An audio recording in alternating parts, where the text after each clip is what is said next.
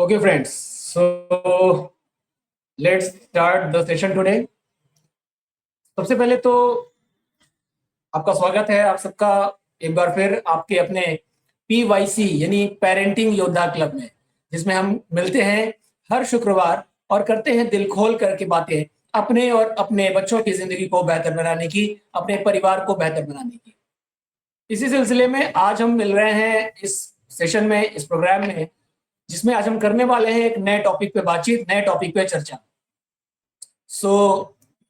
आइए जानते हैं कि आज का ये मजेदार टॉपिक क्या है। तो जैसा कि आप स्क्रीन पे देख पा रहे हैं, हम लोग आज डिस्कस करने वाले हैं कि 5 साल की उम्र के बाद बच्चे बात क्यों नहीं मानते हैं। बहुत ही सिंपल सा टॉपिक है, लेकिन बहुत इफेक्टिव है। तो आइए इस इंटरेस्टिंग टॉपिक को और भी ज्यादा इंटरेस्टिंग बनाते हैं और कुछ साइंटिफिक, कुछ लॉजिकल, कुछ मजेदार बातों पे गौर करते हैं, उनको ध्यान देते हैं। दोस्तों, एक बहुत इंपॉर्टेंट बात मैं अभी आप ये शेयर करने की शुरुआत में उसी इस बात से शुरुआत करना चाहूंगा कि एज ए पेरेंट, एक माता पिता के रूप में, एक गार्जियन के रूप में, हमें अपने अपने फैमिली में, अपने परिवार में अलग अलग तरह के एक्सपीरियंसेस हैं। हमें से किसी के फैमिली में कुछ ऐसे बच्चे होंगे जिनकी उम्र 15 साल की होगी, किसी की फैमिली में 5 साल की उम्र के बच्चे होंगे, किसी किसी की फैमिली में अभी 12 साल, 18 साल, 20 साल की उम्र के बच्चे भी होंगे। और कुछ ऐसे भी मदर फादर हैं, कुछ ऐसे भी माता पिता अभिभावक हैं जिनके बच्चे अभी 5 साल की उम्र से कम की उम्र में हैं। तो ऐसी सिचुएशन में मैं एक बहुत इंटरेस्टिंग बात मुझे जो लगता है कि वो जो मैंने ऑब्जर्व किया है, अनुभव किया है, वो ये है कि शुरुआती दिनों में, शुरुआती 1 से 3 साल के बीच या 4 साल के बीच, एज ए पेरेंट हम सबको अपने बच्चे अच्छे ही लगते हैं। हम सभी को अपने बच्चे सबसे ज्यादा प्यारे होते हैं और छोटे बच्चे तो सभी को प्यारे होते हैं। लेकिन जैसे ही वो बच्चे 4 साल की उम्र क्रॉस करने की शुरुआत करते हैं, 4 साल की उम्र को जैसे ही वो पार करने की शुरुआत करते हैं, तो 4 साल की उम्र से आगे बढ़ते ही उनके व्यवहार में, उनके व्यक्तित्व में, उनके तौर तरीके में एक परिवर्तन दिखाई देता है, एक स्लाइटली चेंज दिखाई देता है। और ये एक बच्चे या 2 बच्चे के साथ होता है ऐसा नहीं है। ऑलमोस्ट हर एक फैमिली के हर एक उस उम्र के बच्चे के साथ ऐसा होता है, जिसमें हमें अपने बच्चे के बिहेवियर में 4 साल की उम्र के बाद एक परिवर्तन दिखाई देता है। और वो परिवर्तन ये होता है, इस तरह का होता है कि जो शुरू शुरू में हमें नॉर्मल लगता है, सिंपल लगता है, लेकिन कुछ दिनों के एक्सपीरियंसेस के बाद, कुछ समय के अनुभव के बाद हमें ये महसूस होता है कि ये बच्चा शुरू शुरू में तो इस बात को समझ नहीं रहा था या समझ नहीं रही थी, लेकिन ये कई दिनों से ऐसा ही कर रहे हैं। 2 महीने, 6 महीने से इसी तरह से कर रहे हैं। ऐसा क्यों है? फिर 4 से 6 महीने या 8 महीने बीतने के बाद हमें एहसास होता है कि बच्चे की ये आदत बन गई है ऐसा करने की। तो वो क्या करते हैं? तो इसी सिलसिले में, इसी टॉपिक पे आज हम चर्चा करने वाले हैं कि आखिर 5 साल की उम्र के बाद बच्चे बात क्यों नहीं मानते हैं, आखिर उनके अंदर ऐसा परिवर्तन क्यों आता है और क्या परिवर्तन आता है जिससे कि वो बात मानने से एनोइंग हो जाते हैं, अवॉइड करने लगते हैं, या उनके अंदर ऐसी क्या मानसिकता होती है। आइए उसको समझने की शुरुआत करते हैं। दोस्तों, एक गार्जियन के रूप में सबसे पहली इंपॉर्टेंट बात हमें ये जाननी होगी, ये समझना होगा कि एज ए गार्जियन 1 साल से 5 जन्म से लेकर के, और स्पेशली 1 साल से लेकर के 5 साल के बीच के बच्चे जो होते हैं, इस उम्र के बच्चे की जो बुद्धिशीलता होती है, बुद्धिमानी होती है, जो समझ होती है, वो अभी रीडिंग की होती है, ऑब्जर्विंग की होती है। वो ऑब्जर्वेशन वाले माइंडसेट के होते हैं, आकलन करने वाले माइंडसेट के होते हैं। वो चीजों को देख करके सीखते हैं। उनकी विजुअल पावर सबसे ज्यादा हाई होती है और लिसनिंग पावर सबसे ज्यादा हाई होती है उस छोटी उम्र में। जब वह बच्चे 4 साल से 5 साल के बीच अपने आसपास की चीजों को ऑब्जर्व करते हैं, उनको देखते हैं, जो जैसा उनको देखने को मिलता है वैसा वो करने की कोशिश करते हैं, और ये सिलसिला 4 से 5 साल तक शुरू में ठीक ठाक चलता है, अच्छा खासा चलता है। 5 साल की उम्र होने के साथ साथ उनके अंदर एक विचार, एक परिवर्तन आता है। एक ये नेचुरल प्रोसेस है, प्राकृतिक देन है। उनके अंदर एक परिवर्तन आता है कि जो उन्होंने 5 साल में अनुभव किया है, महसूस किया है, देख करके और सुन करके सीखा है, उस एक्सपीरियंस को, उस नॉलेज को अब वो प्रैक्टिकल में कन्वर्ट करने की शुरुआत करते हैं, उसको वो करके देखना चाहते हैं। जिस तरह से हम अगर किसी को जीरो बनाता हुआ देखते हैं तो शुरू में हम पहले देखते हैं और फिर 2 मिनट के बाद से हम खुद से जीरो बनाने की शुरुआत करने की कोशिश करते हैं। ठीक वैसे ही शुरुआती 5 साल में वो बच्चे सिर्फ और सिर्फ देख देख के सीख रहे थे, और 5 साल की उम्र पूरी होने के बाद प्रकृति ने उनको मैसेज दिया कि अब तुम करके देखना शुरू करो, करके सीखना शुरू करो। और फिर वो बच्चे जो देख करके और सुन करके सीखते थे और उस काम को करते रहते थे, अब वो अपने एक्सपीरियंस को प्रैक्टिकल में कन्वर्ट करने की शुरुआत करते हैं। और इसलिए वो जो कुछ भी अपने 5 साल की उम्र के बाद देखते, सुनते और समझते हैं, उसको वो तुरंत का तुरंत प्रैक्टिकल करना चाहते हैं, तुरंत उसको अप्लाई करना चाहते हैं और लागू करना चाहते हैं। और जब वो लागू करते हैं तो उनके पास जानकारी नहीं होती है, नॉलेज नहीं होता है, एक्सपीरियंस नहीं होता है। उस दौरान उनसे गलतियां होती हैं, वो जैसा करना चाहते हैं या जैसा करना चाहिए वैसा नहीं हो पाता है, नहीं करते हैं। तो वो किसी चीज को किसी जगह उठा के रखना है तो वहां ना रख करके किसी और जगह रख देते हैं। किसी सामान को उठाना है तो उनको एक्सपीरियंस नहीं है कि ये बहुत भारी होगा, इसको उठाना इतना आसान नहीं होगा, लेकिन वो उठाने लगते हैं। उठाने के बाद उनको पता चलता है कि ये तो बहुत भारी है, और वो जब उठा लेते हैं तो उनसे भारी होने की वजह से हाथ से छूट जाता है, और फिर उनको एक्सपीरियंस आता है कि ये उठाना इतना आसान नहीं था। इसका मतलब वो बच्चे धीरे धीरे एक्सपीरियंस ले रहे हैं, उनको जानकारी नहीं है, इसलिए उन्होंने किसी भारी सामान को बिना सोचे समझे उठा लिया और उठाने के बाद से अपने ही पैर पे गिरा लिया। ऐसी सिचुएशन 1-2 नहीं होती है, पूरे दिन भर में 8 से 9 बार हो सकती है। छोटे छोटे बच्चों के साथ सुबह से शाम तक ऐसी कई सारी घटनाएं हमें देखने, सुनने और जानने को मिलती हैं अपने परिवार के अंदर। और इसलिए एक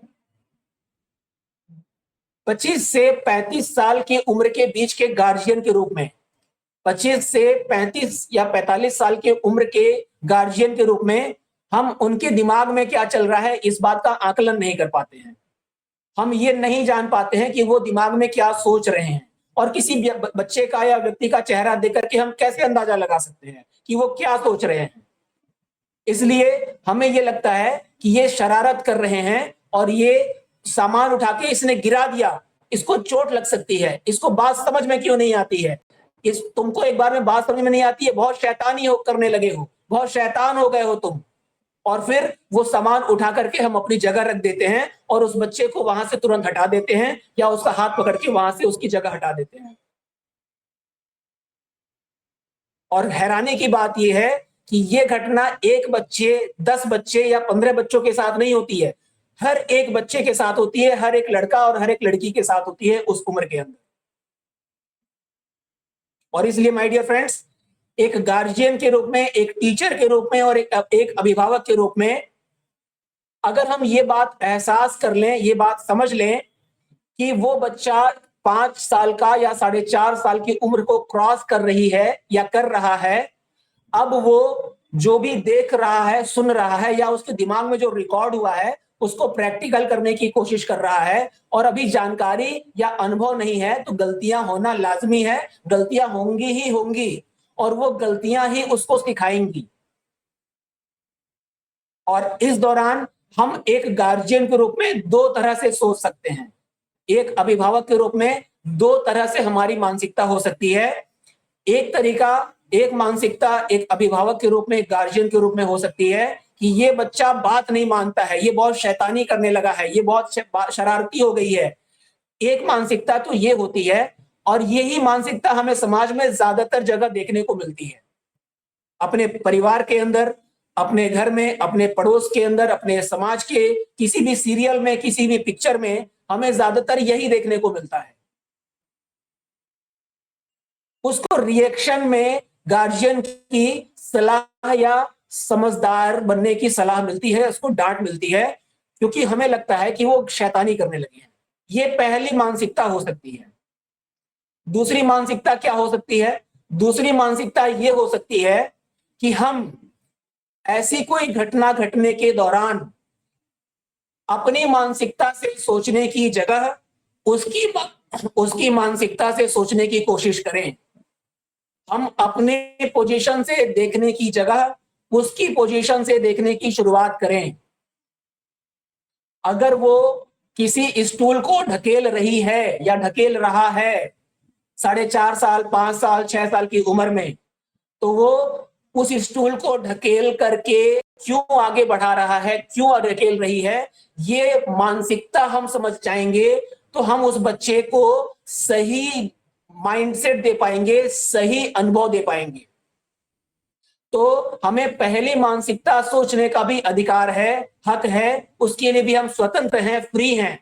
और सेकंड वाली मानसिकता भी हम सोच सकते हैं, जिसमें हम ये सोच सकते हैं कि वो इस स्टूल को या इस टेबल को आगे ढकेल के क्यों लेके जाना चाहते हैं, यहां से वहां क्यों लेके जाना चाहते हैं। और अगर हम पहली मानसिकता से, फर्स्ट माइंडसेट से सोचते हैं, तो हम ये सोचेंगे कि वो इस स्टूल को या उस टेबल को ढकेल रही है, ढकेल रहा है, तो वो कहीं गिर ना जाए, और फिर हम उसको दूर से रोकेंगे। No no no no no, मत ढकेलो, मत ले जाओ, ऐसा मत करो, गिर जाओगे, चोट लग जाएगा।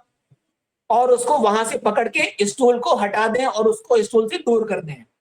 एक तो ये हम कर सकते हैं। दूसरा क्या कर सकते हैं? दूसरा हम ये कर सकते हैं कि वो स्टूल को ढकेल के या उस टेबल को ढकेल करके वो आगे लेके जाना चाहते हैं या अपनी तरफ लेके आना चाहते हैं, तो एक गार्जियन के रूप में, एक पेरेंट के रूप में हम उनके बगल में खड़े हो जाएं और इतने अलर्ट हो जाएं, इतने एक्टिव हो जाएं कि अगर वो स्टूल गिर जाए, गिरने लगे, तो हम उसको रोक सकें। लेकिन हम रोकेंगे नहीं, हम उस बच्चे को गिरने के समय पकड़ सकें, लेकिन हम पकड़ेंगे नहीं। हम तब तक नहीं पकड़ेंगे जब तक कि वो बच्चा सही में गिरने ना लगे। और ये अलर्टनेस हम तब तक एक्टिव रखें जब तक कि वो बच्चा उस टेबल को ढकेल करके या खींच करके उस जगह लेके चला जाए जहां तक वो लेके जाना चाहता है या जाना चाहती है। जरा सोच के देखें, एक गार्जियन के रूप में, एक पेरेंट के रूप में, कोई बच्चा हमारी बात क्यों नहीं मान रहा है, क्यों नहीं मानते हैं? जरा सोच के देखें कि एक बच्चे ने स्टूल को, टेबल को अपनी पोजीशन से हटा करके कहीं और लाने की कोशिश की या ले जाने की कोशिश की। उस दौरान उसको अगर बीच में रोका नहीं गया, उसके उस माइंडसेट को ब्रेक नहीं लगाया गया, उसके उस एक्टिविटी को ब्रेक नहीं किया गया, तो उस बच्चे को ये माइंडसेट मिलेगा, ये मैसेज मिलेगा कि मैं उस स्टूल को वहां से लाना चाहता था या लानी चाहती थी, और मैं लेके यहाँ पे आ गया या आ गई। इसका मतलब मैं सक्सेसफुल हो गया, आई एम सक्सेसफुल। उस 4.5 साल से 6 साल के बच्चे की वो स्टूल को, उस टेबल को वहां से यहां लाने की काबिलियत ही उसकी बहुत बड़ी काबिलियत है, बहुत बड़ी कामयाबी है। और अगर वो इस स्टूल को, उस टेबल को यहां से खींच के यहां लेके आ जाते हैं, इसका मतलब उनके मैसेज जाता है दिमाग में कि किसी काम को कैसे सक्सेसफुल हुआ जाता है, किसी काम में किस तरह से सक्सेसफुल हुआ जाता है, उसके लिए कैसे सोचना चाहिए, किस तरह से काम करना चाहिए, किसी भी काम को यहां से यहां लाने का सही तरीका क्या है, और इस तरह से कामयाब कैसे हुआ जाता है, ये मैसेज उनको मिल गया। लेकिन एज ए गार्जियन हमने उनको रोका नहीं, हम सिर्फ वहां खड़े थे और हम देख रहे थे कि इन केस अगर वो बच्चा उस स्टूल को पकड़ के गिरता है तो हम रोक लें, उसको चोट चोट न लगने पाए। लेकिन आमतौर पर होता क्या है, जनरली हमें अपने समाज में देखने को क्या मिलता है कि उस बच्चे ने उस टेबल को खींच के सिर्फ 1 या 2 कदम चलने की कोशिश की थी और तब तक हम पीछे से आते हैं और उसको पकड़ लेते हैं और कहते हैं नहीं नहीं गिर जाएगा, चोट लग जाएगी। यस, और इस तरह से उस बच्चे को एक मैसेज मिलता है, उस बेटी को, उस बेटे को एक मैसेज मिलता है, हम गिर जाएंगे, हमें चोट लग जाएगी, स्टूल ऐसे नहीं खींचना चाहिए। मतलब मैंने जो सोचा वो गलत सोचा, मैं उसको वहां से लाना चाहता था, लाना चाहती थी, ये गलत है, ऐसा नहीं करना चाहिए था, आई एम रॉन्ग, मैंने जो सोचा वो गलत है। और इस तरह से एक आत्मविश्वास जगा पाने वाला स्किल, वो अपॉर्चुनिटी, वो मौका, वो अवसर हमें उस बच्चे के आत्मविश्वास को तोड़ने का कारण बन जाता है, उस बच्चे के सेल्फ कॉन्फिडेंस को ब्रेक करने का कारण बन जाता है, रीजन बन जाता है, माय डियर फ्रेंड्स। और इस तरह से धीरे धीरे हम अपने बच्चे को सक्सेसफुल माइंडसेट देने की जगह पे एक ब्रेक माइंडसेट देने की गलती से कोशिश कर बैठते हैं, गलती से शुरुआत कर बैठते हैं। अपनी बात को आगे बढ़ाने के साथ साथ एक छोटा सा एग्जांपल और देना चाहूंगा, एक छोटा सा मैसेज और देना चाहूंगा माय डियर फ्रेंड्स। और बहुत ही इंटरेस्टिंग मैसेज है, बहुत ही मजेदार मैसेज है, और एक लाइफ में एक व्यक्ति की ये रियल लाइफ स्टोरी है, एक बहुत ही सक्सेसफुल पर्सनैलिटी की रियल लाइफ स्टोरी है, ये उनकी जिंदगी की वास्तविक घटना है, असली सच्ची सच्चाई है ये। और वो घटना क्या है मैं आपके साथ शेयर करके इस मैसेज में आगे बढ़ना चाहूंगा। और वो ये है कि एक बार एक बहुत ही सफल व्यक्ति अपने घर में अपनी छोटी सी बच्ची के साथ शाम को बैठे थे, खेल रहे थे, अपने ऑफिस से वापस घर आए थे और अपनी बेटी के साथ शाम को 6:30-7 बजे का समय था और वो उस बच्ची के साथ खेल रहे थे, मजे मस्ती कर रहे थे घर में। तो देखते ही देखते एक समृद्ध परिवार के व्यक्ति थे और देखते ही देखते उनकी बेटी खेलते खेलते उस ड्राइंग रूम में रखे हुए सोफा पे चढ़ने लगी, सोफे पे, चेयर एंड सोफा होता है, उस सोफे पे वो बच्ची चढ़ने लगी और उस सोफे की कॉर्नर पे पैर रख करके उस सोफे पे जो पीछे टेक लेने वाली पोजीशन होती है, बैक पे जो टेक लेते हैं उसके ऊपर वो चढ़ने लगी। तो सोफे की पीछे वाली टेक लेने वाली पोजीशन पे वो पैर रख के चढ़ने लगी। उस सिचुएशन में उसके आसपास बहुत ज्यादा स्पेस था, खाली जगह थी, उस बच्ची के गिरने का बहुत बड़ा खतरा था। एक ऐसी सिचुएशन थी कि वो बच्ची अगर उस सोफे पे चढ़ती तो चढ़ने के बाद वो वहां से गिर सकती थी, उसको चोट लग सकती थी। और ऐसी सिचुएशन में उस सक्सेसफुल व्यक्ति ने, उस पर्सनैलिटी ने क्या किया, वो ऑन द स्पॉट देखते ही देखते तुरंत फुल एक्टिव गार्जियन की तरह से तुरंत बड़े आराम से खड़े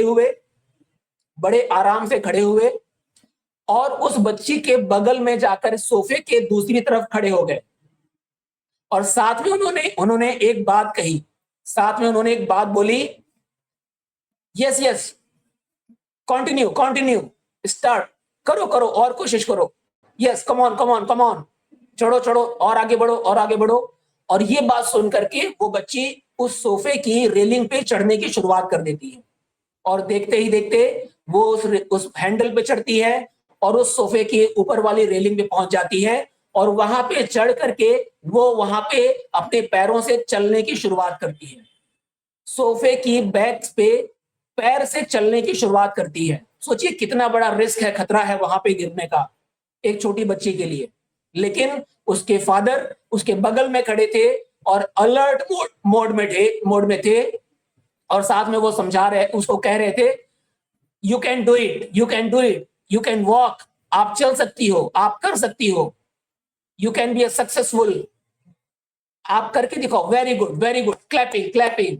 और इस तरह से उन्होंने उस बच्ची को ये नहीं कहा कि तुम गिर जाओगी, सोफे पे मत चढ़ो, सोफे पे चढ़ोगी तो चोट लग जाएगा, उन्होंने ये नहीं कहा। उन्होंने कहा यू कैन डू इट, चढ़ो और आगे बढ़ो, तुम्हारे अंदर से डर खत्म हो जाएगा। इस माइंडसेट से उस बच्ची को उन्होंने अपॉर्चुनिटी दी, अवसर दिया, आओ सोफे पे और आगे चढ़कर हम कोशिश करेंगे, परेशान मत होना, मैं खड़ा हूं यहाँ पे, गिरोगी तो मैं रोक लूंगा, I am here, don't worry, I am here, तुम गिरोगी तो मैं रोक लूंगा, डोंट वरी, आओ कॉन्फिडेंस से आगे बढ़ो। My dear friends, all the guardians, जरा सोचें, जरा अंदाजा लगाएं, हम अपने परिवार में अपने बच्चों के साथ, अपने नन्हे मुन्ने युवाओं के साथ एक छोटी सी एक्टिविटी से कितना बड़ा परिवर्तन ला सकते हैं, या उसी एक छोटी सी एक्टिविटी से हम अपने परिवार में बच्चों को कैसी मानसिकता दे रहे हैं, गलती से ही सही, अनजाने में ही सही, कहीं हम उनको जिंदगी में डरते हुए आगे बढ़ने की ट्रेनिंग तो नहीं दे रहे हैं।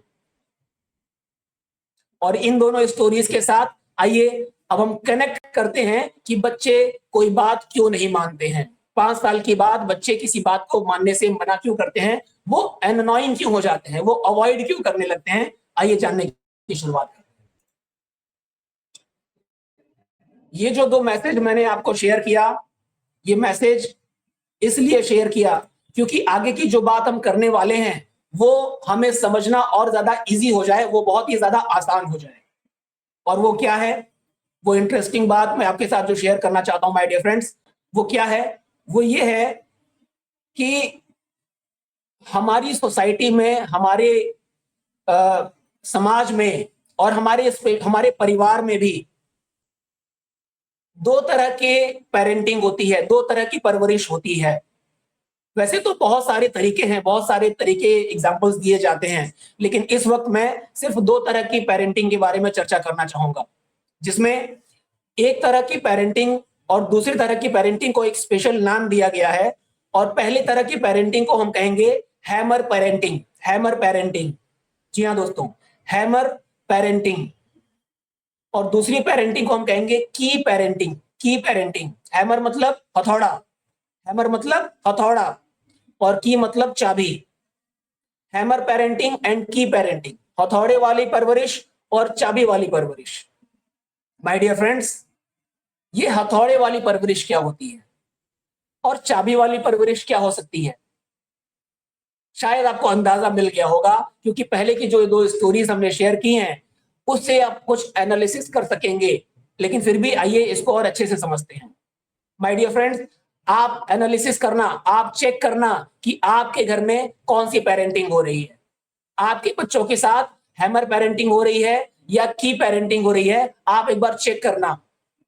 और अगर आपको लगता है कि हैमर पेरेंटिंग है तो क्या होना चाहिए, और अगर की पेरेंटिंग है तो क्या ये सही है या गलत है, आइए जानने की शुरुआत करते हैं।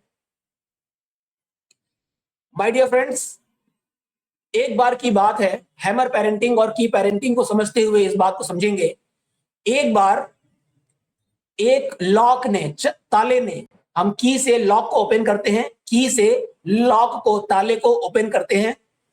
एक बार एक ताले ने, एक लॉक ने एक बात सुनी, एक हथौड़े की और एक चाबी की बात सुनी। एक जगह एक लॉक रखा हुआ था, ताला रखा हुआ था, तो उसके कान में एक बात आई, एक आवाज आई, और उसने ध्यान दिया, उस ताले ने जब ध्यान दिया तो उसने सुना कि 2 लोग आपस में बातें कर रहे हैं, 2 लोग आपस में, 2 पर्सन आपस में बातें कर रहे हैं। कौन कौन बातें कर रहे हैं, तो एक हैमर और एक की, हथौड़ा और चाबी आपस में बातें कर रहे हैं। तो ऐसी सिचुएशन में वो लॉक, वो ताले ने उनकी बातें ध्यान से सुनने की शुरुआत की। और उसने क्या सुना, वो जब उसने ध्यान से सुनने की शुरुआत की तो उसने क्या सुना, वो सुनता है कि वो हथौड़ा उस चाबी से पूछता है, वो हैमर वो की से पूछता है कि ए चाबी, ए चाबी, तू ऐसा क्या करती है, तू ऐसा क्या करती है कि ताला अपने आप इतनी आराम से, इतनी आसानी से खुल जाता है, जबकि मुझे उस ताले को खोलने के लिए बहुत मेहनत करनी पड़ती है। सोचिए कितना खूबसूरत सा क्वेश्चन है, कितना शालीन क्वेश्चन है, बेहतरीन क्वेश्चन है। एक हथौड़ा एक चाबी से क्वेश्चन कर रहा है कि ए चाबी, मुझे उस ताले को तोड़ने के लिए, खोलने के लिए इतनी मेहनत करनी पड़ती है, उस पे कितनी बार चोट करना पड़ता है, वार करना पड़ता है, मारना पड़ता है, लेकिन तुम्हें ऐसा क्या तरीका पता है कि तुम उस ताले को इतनी आसानी से खोल लेती हो और वो ताला कभी चोट नहीं खाता है, उसको मेहनत नहीं करनी पड़ती उस ताले को खोलने के लिए। ये हथौड़ा पूछता है उस चाबी से, मुझे इतनी मेहनत करनी पड़ती है और तुम उतने आराम से कैसे खोल लेती हो? तब वो चाबी मुस्कुरा करके जवाब देती है, विथ स्माइल। वो चाबी विथ स्माइल रिप्लाई करती है, जवाब देती है कि ए हथौड़े, ए हथौड़े, तो उस ताले को ऊपर से मारता है, ऊपर से ऊपर से वार करता है। तो उस ताले पे, ए हथौड़े, तुम उस ताले पे ऊपर से वार करते हो, उसकी ऊपरी परत पे वार करते हो, मारते हो, लेकिन मैं उस ताले के अंतर्मन में पहुंचती हूं, उस ताले की आत्मा तक पहुंचती हूं और उससे प्रार्थना करती हूं, उस ताले से विनती करती हूं, उससे प्यार से मुस्कुरा के विनम्र निवेदन करती हूं कि ए ताले खुल जा, और वो ताला खुल जाता है।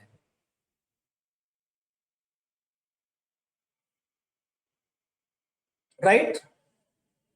एक हथौड़े को उस लॉक को ओपन करने के लिए मेहनत करनी पड़ती है, जी जान लगाना पड़ता है, लेकिन एक चाबी उसी ताले को बड़ी मोहब्बत के साथ, बड़े प्यार से खोल देती है। क्यों? क्योंकि उस ताले की अंतर्मन को वो पहचानती है, उस ताले के अंतर्मन से उसका वास्ता है, उस ताले की आत्मा तक वो पहुंचती है। माय डियर फ्रेंड्स, हम अपने बच्चों की अंतर्मन तक पहुंच पा रहे हैं क्या? क्या हम अपने बच्चे की सोच समझ को समझ पा रहे हैं क्या? वैसे तो हम बड़े हैं, उम्र में, अनुभव में, हर तरह से हम बड़े हैं, लेकिन क्या हम उस छोटे से नन्हे मुन्ने बच्चे के अंतर्मन तक उस चाबी की तरह पहुंच पा रहे हैं? या हम एक हथौड़े की तरह उसको शिक्षा देने की, विद्या देने की, ट्रेनिंग देने की कोशिश कर रहे हैं?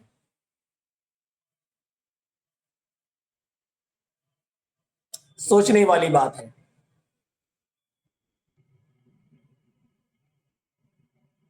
ऐसा क्यों होता है कि जब सुबह का 6 बजता है तो उस घर में एक 15 साल के या 12 साल के या 9 साल के बेटे को एक जोरदार आवाज सुनाई देती है, जल्दी उठो बस आने वाली है। तुम्हें कितनी देर से बोला है, उठते क्यों नहीं हो? कहते कहते थक गई हूं मैं, या थक गया हूं मैं, तुम्हें बात समझ में क्यों नहीं आती है? मैं आपसे जानना चाहूंगा, ये हैमर पेरेंटिंग है या की पेरेंटिंग है? इसको हम किस कैटेगरी में रखना चाहेंगे?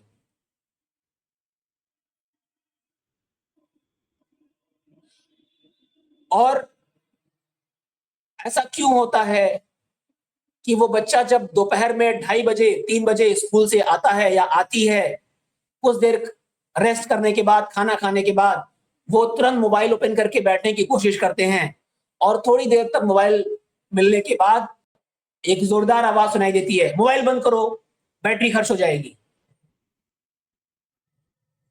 फिर से तुमने मोबाइल गेम शुरू कर दिया।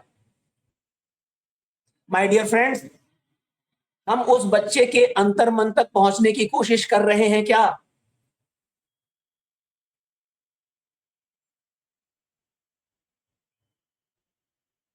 और ऐसी 1, 2 या 3 नहीं, हर दिन, पर डे, डेली वो बच्चे अपने ही घर में, अपने ही पेरेंट्स के सामने, अपने ही परिवार के अंदर 8 से 9 तरह की अलग अलग ब्लास्टिंग हैमर एक्सपीरियंस फील करते हैं, हैमर एक्सपीरियंस उनको मिलता है। मुझे नहीं मालूम आपके परिवार में ऐसा है कि नहीं है, लेकिन ज्यादातर फैमिलीज की यही स्टोरी है। और इसलिए मैं आपसे जानना चाहूंगा कि अगर ऐसा एक्सपीरियंस कोई भी बेटा महज 6 साल का, 9 साल का, 12 साल का, 18 15 साल का, वो बच्चे अगर ऐसा एक्सपीरियंस पर डे 6 से 7 तरह के ऐसे हैमर एक्सपीरियंस, हथौड़े वाले एक्सपीरियंस अगर अनुभव करेंगे हर दिन, सुबह जागने के समय से लेकर के शाम को मोबाइल खेलने से लेकर के और होमवर्क करने की बात तक अगर वो एक्सपीरियंस करेंगे, तो क्या लगता है कि 2 से 3 साल तक सुनने के बाद वो दोबारा से आपकी बात सुनना चाहेंगे?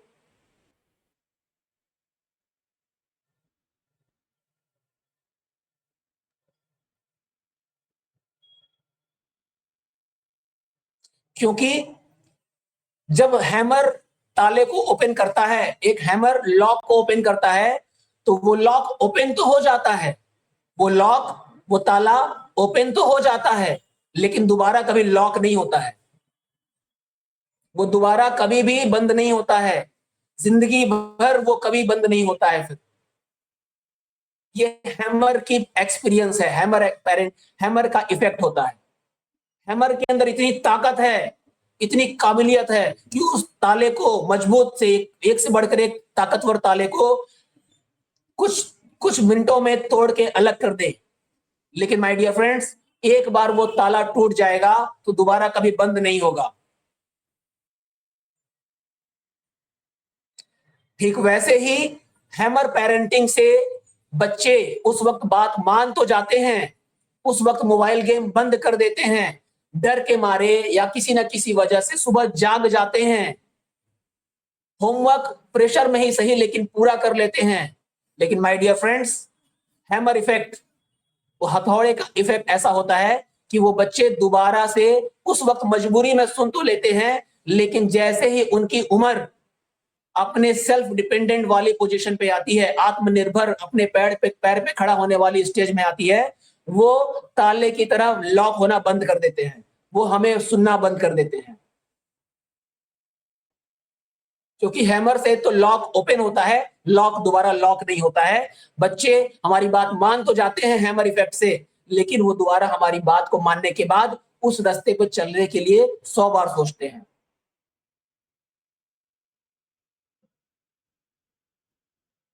तो क्या करें? What to do? हम क्या करें, क्या कर सकते हैं? आइए जानते हैं दोस्तों।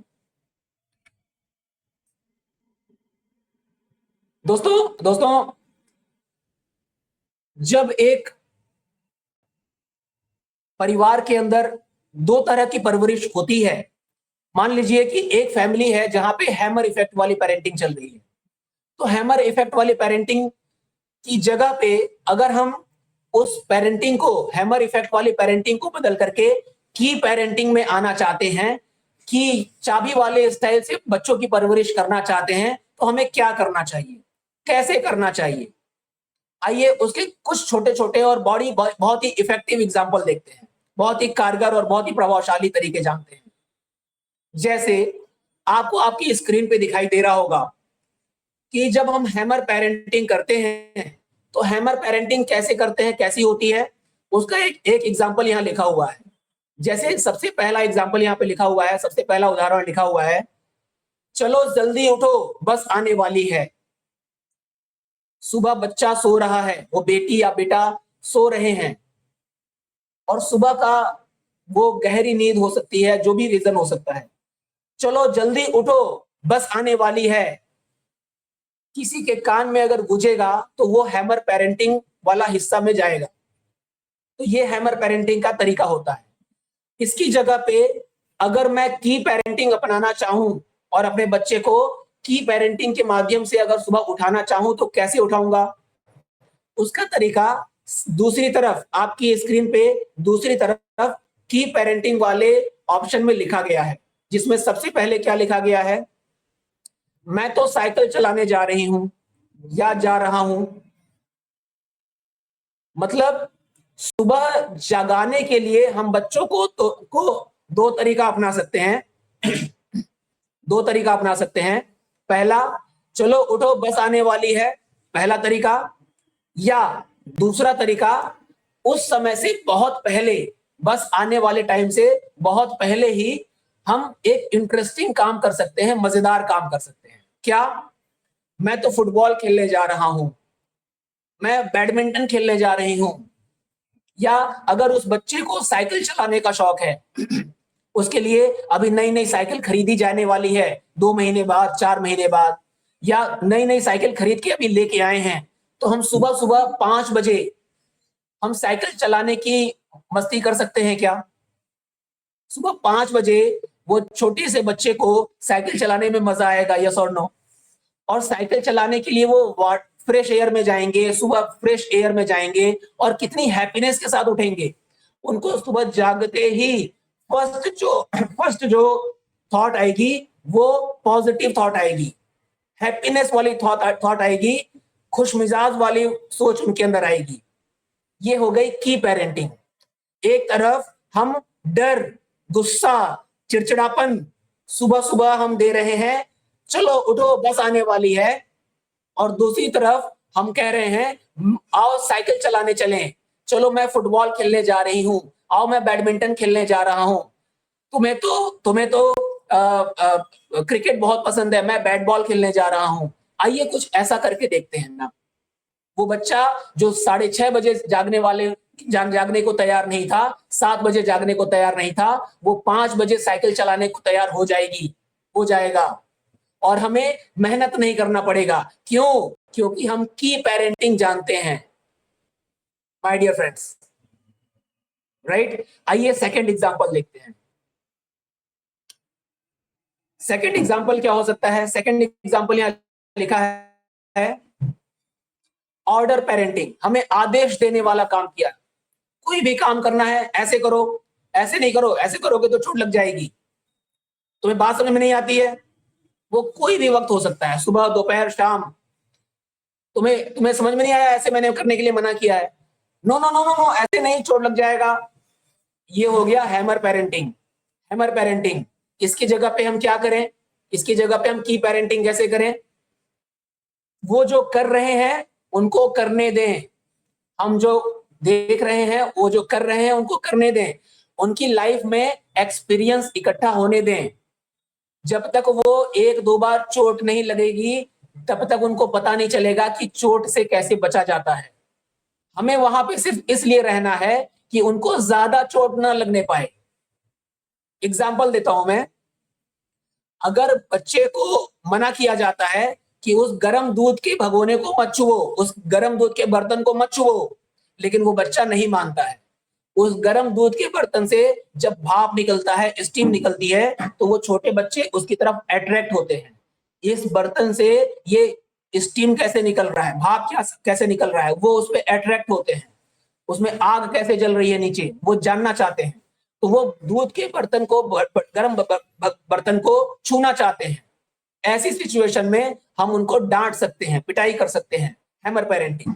लेकिन उसकी जगह पे हम एक की पेरेंटिंग क्या कर सकते हैं? हमें उन्हें छोटा सा अनुभव देना है। 1 बार मना करेंगे, 2 बार मना करेंगे, 3 बार मना करेंगे, बात नहीं समझ में आएगी। 4 बार मना करेंगे, बात समझ में नहीं आएगी। एक माँ ने एक दिन उनके सामने थोड़ा सा गर्म भगोना रख दिया, गर्म बर्तन रख दिया, लेकिन वो बर्तन इतना गर्म था जितना कि उनका हाथ जले नहीं। उनको सिर्फ बहुत थोड़ा सा गर्म लगे, थोड़ा सा गर्म लगे, और उनके सामने हल्का सा गर्म भगोना लाके रख दिया।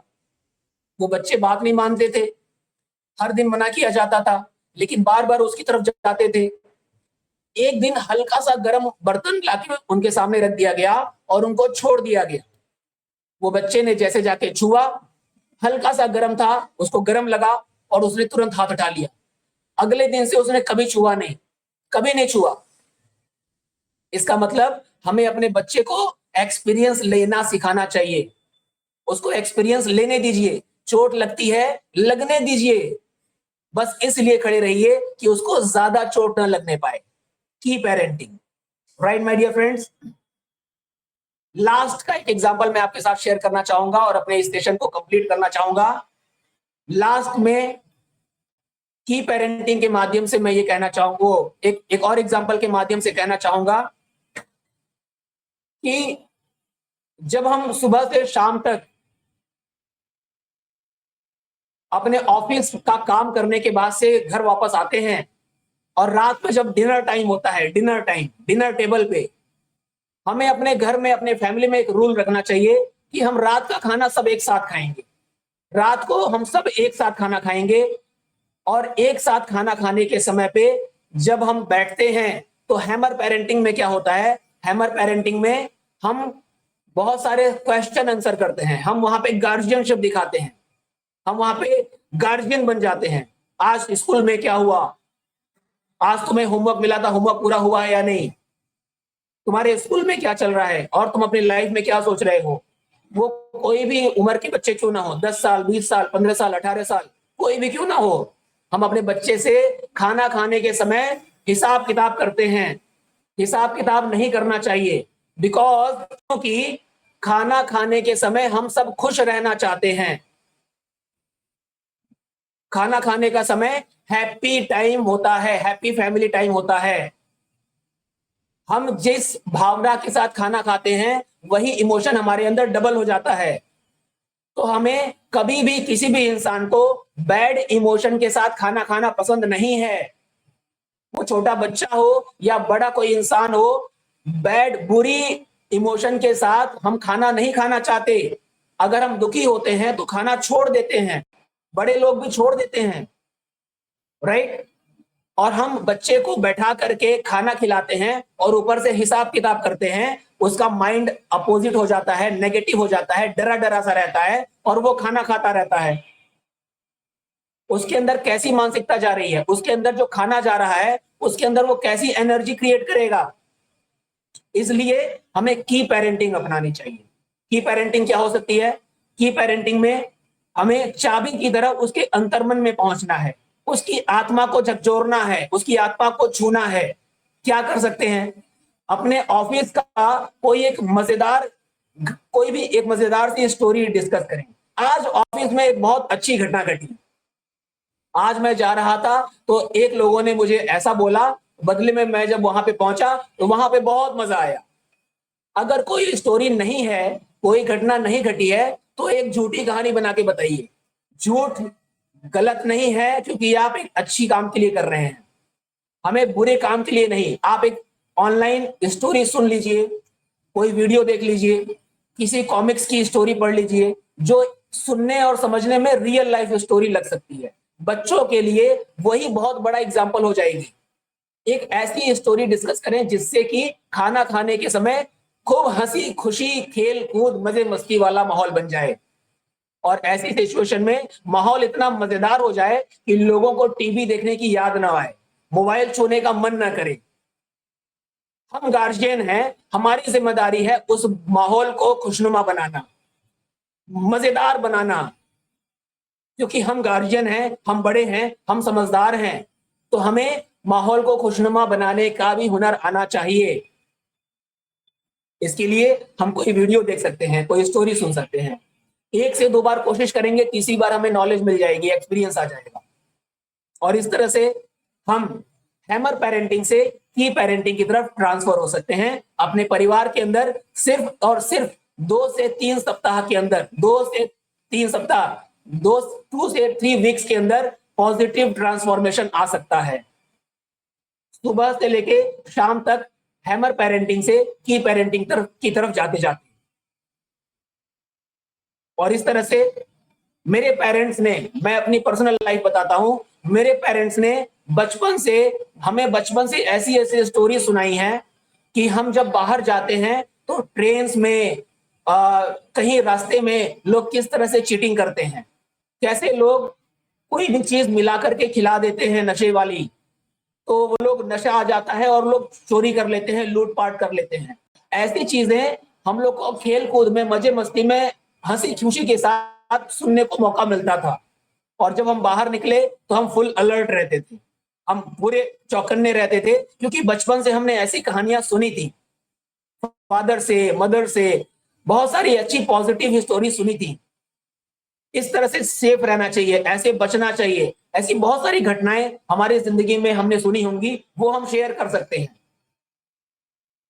राइट। तो इस तरह से हम अपने बच्चों को बैड पेरेंटिंग यानी हैमर पेरेंटिंग से गुड पेरेंटिंग यानी की पेरेंटिंग की तरफ लेके जाएं। और आपके मन में कोई सवाल हो, कोई भी क्वेश्चन हो तो आप पूछ सकते हैं। इस बार भी पूछना चाहें तो पूछ सकते हैं, या नेक्स्ट टाइम अगर आपके मन में कोई क्वेश्चन आता है तो उसको नोट डाउन करके रखें और नेक्स्ट सेशन में भी आप पूछ पाएंगे।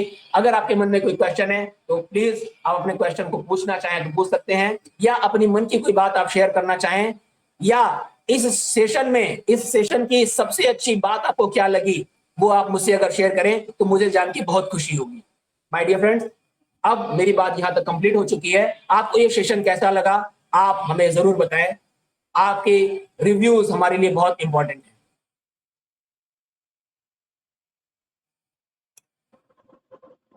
सेशन बहुत ही अच्छा लगा। जी, तो पहली बार थैंक ज्वाइन यू, किया था, बहुत अच्छा लगा। Thank you so much. आपका प्रेजेंटेशन भी बहुत अच्छा है। और आप जैसे जी भी बोले, जैसे भी समझा नहीं बोले कि हमारे पर्यटन के बैंड के अंदर जो बोले हैं वही सही बात है। यही पेंटिंग होना ही चाहिए। बच्चा को भी आजकल के जमाने में अच्छे से कुछ भी टॉपिक, कुछ भी स्टोरी हो, जैसे भी उसको घुमा फिरा के उसको ऐसे ही करना है कि वो जैसे गुस्से को उसका कंट्रोल में रख सकता है, वही अच्छा है। इसका कोई टॉपिक बहुत अच्छा अच्छा था। जी और फिर भी आपके साथ बात हुआ था, देखिए कि सब ठीक ठाक है। बट कभी कभी क्या होता है ना, बच्चा उसका दिमाग में शायद लगता है कि उसका बच्चे के साथ जितना पेरेंट जितना उसके साथ मिलेगा, मिल जुलेगा, उसके साथ खेलेगा, उसके साथ जो भी